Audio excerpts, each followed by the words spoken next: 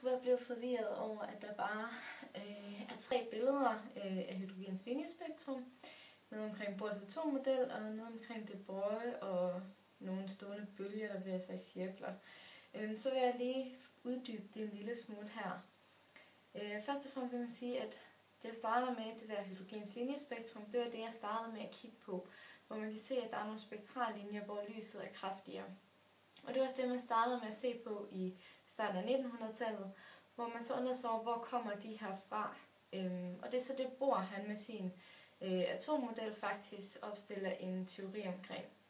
Og her forestiller han sig altså, at det her lys, det stammer fra, når elektronerne de bevæger sig i de her baner omkring atomkernen i stationære tilstande. Og de kan så foretage kvantespring ud til en skal længere ude, hvis de bliver tilført en præcis mængde energi. Når de så falder tilbage til grundtilstanden, så vil der blive udsendt en foton, som ses som de her spektrallinjer, hvor den er kraftigere, fordi der er en vis energimængde til forskel mellem de her 2 tilstande. Og det er så det her med, at energien er kvantiseret. Og det kommer så også af, når man ser, hvordan han har udledt energiniveauet for de her forskellige tilstande. Når man ser på, hvordan Bohr han har udledt energiniveauerne, så startede jeg med at sætte centripetalkraften og Coulombs kraft lige med hinanden. Fordi det er de 2 kræfter, der virker på elektronen. Så når man sætter dem lige med hinanden, så udleder man et udtryk for radius, og bagefter så skriver man så et udtryk for den kinetiske energi ud fra det.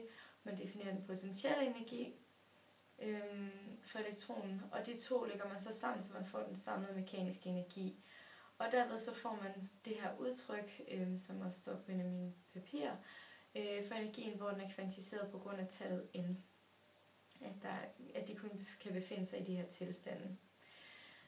Så med den her Bohrs atommodel, der er man kommet så vidt, at man har beskrevet elektroner som partikler. Men tidligere der har man jo egentlig vist, at lys både har partikel- og bølgeegenskaber. Og det er der en fyr, de Broglie, som tænker, at det må der også gælde for partikler med masse.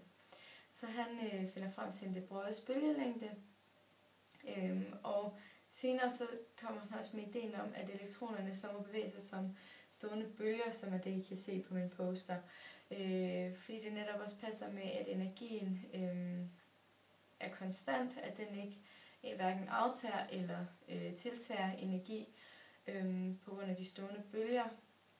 Og senere, efter at han opstillede teorien, der blev det faktisk også bekræftet ved, at man i et eksperiment sender elektroner ind på en krystal, og så kan man se, at der dannes et interferensmønster i en given vinkel ved 50 grader, som altså svarer til det interferensmønster, man ser fra lys også, som har bølgeegenskaber. Og det er sådan set lidt forhistorien, fordi så nu så kan elektroner beskrives som bølger, og derfor er det også oplagt at have en model eller en ligning, som er Schrödingers bølgeligning, som netop beskriver, hvordan elektronerne opfører sig.